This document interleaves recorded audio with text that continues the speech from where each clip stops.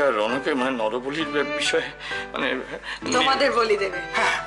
অসাধারণ। হ্যাঁ হ্যাঁ, মানে তোমাদের ভাবনাটা তো অসাধারণ। নরবলি কি পাগল! ছাড়, পড়ে যাবো তো। আরে বুঝলাম তো।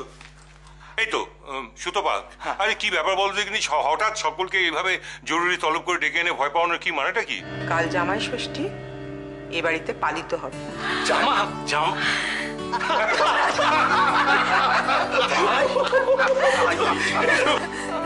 তাই আমরা তোমাদের নেমন্তন্ন করতে এসেছি।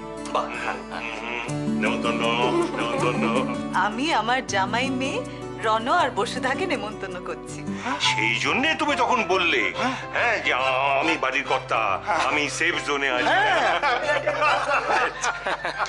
কি মজা, বাড়ির সবার বাড়িতে নিমন্ত্রণ।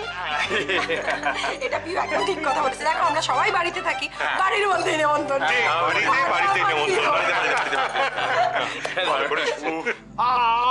আমি যেতে পারবো না। আচ্ছা ঠাকুরপো, তুমি আপত্তি করছো কেন? ছোট যখন বলছে তখন নিশ্চয়ই খারাপ হবে না।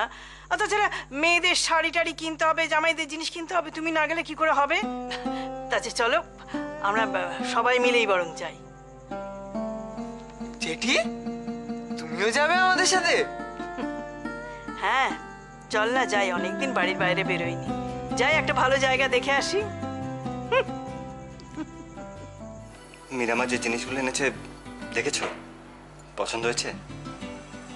না, এখনো দেখা হয়নি। মীরামা যখন এনেছে নিশ্চয়ই খুবই ভালো হবে।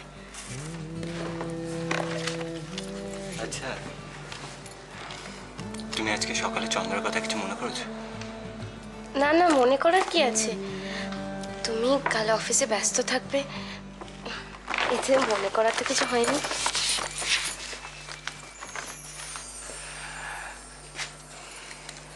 তুমি কিচ্ছু চিন্তা করো না, আমি কাল তোমাদের বাড়িতে যাব। আরে বাবা, আমি যতই ব্যস্ত থাকি না কেন, আমি আমার মিটিংগুলো তাড়াতাড়ি সেরে চলে আসবো, তারপরে তোমাকে নিয়েও বাড়িতে যাব।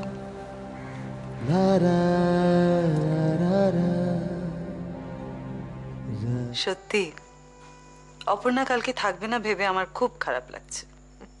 খারাপ লাগলে কি করে হবে? এটা ওর প্রথম জামাই ষষ্ঠী, ওকে তো বাপের বাড়ি যেতেই হবে। সুতপা, সত্যি দিদির কত জ্ঞান। আমার কিন্তু মনে হয় আমাদের রোজ 1 ঘন্টা করে দিদির কাছে বসা উচিত। তাহলে আমরা ভারতীয় সংস্কৃতি, ঐতিহ্য, সভ্যতা এসবের ব্যাপারে অনেক কিছু জানতে পারবো। কি বল? একদম ঠিক বলেছেন মা। টুইমার কাছে বসলে কিন্তু অনেক কিছু জানা যাবে। আচ্ছা ওসব কথা এখন থাক। সুতপা, আগে বলতো কালকে কি কি রান্না হবে? কে কি পছন্দ করে সেই ভেবেই তো মেনু ঠিক করতে হবে। আসলে এক একজনের তো এক এক জিনিস পছন্দ। দিবাকর চিংড়ির মালাইকারি খুব পছন্দ করে, সুধা আবার মাছ খেতে খুব ভালোবাসে।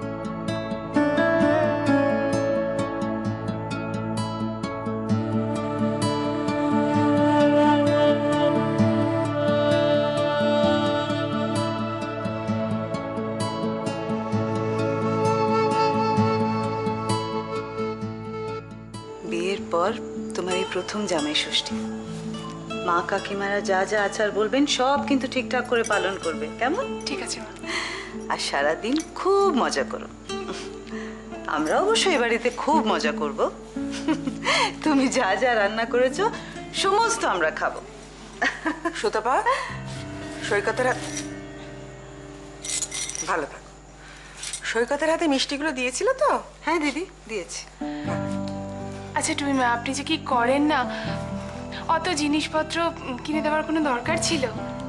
কি যে বলো অপর্ণা, তুমি সকাল থেকে আমাদের জন্য এত রান্না বান্না করেছো, আমি কুটুম বাড়ির জন্য সামান্য একটু মিষ্টি পাঠাবো না? এবার এসো তোমরা, নাহলে পৌঁছতে অনেক দেরি হয়ে যাবে।